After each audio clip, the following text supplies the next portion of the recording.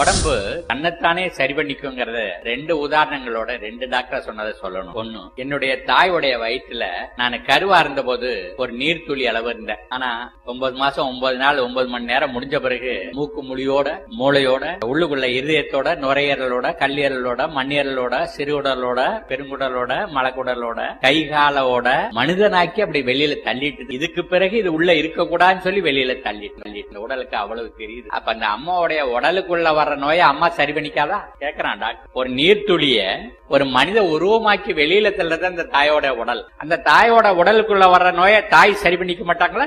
என்ன சொன்னான்னா, லங்கனம் பரம ஔஷதம். எதை உண்டியோ அதனால நோய் வருகிறது, நீ உண்டதை அப்படி விலக்கி வச்சுன்னா நோய் விலகுகிறது. நம்ம விரதம் இருக்குங்கிறது எல்லா சமூகத்திலயும் இருக்கு. சாதாரண விரதம் எல்லாம் காணாது. ஒரு 3 நாளைக்கு தண்ணியை மட்டும் குடிச்சிட்டு உடம்புல வேண்டாத சதையெல்லாம் சக்தியா மாறி கழிவா மாறி வெளியே போயிட்டே இருக்கு.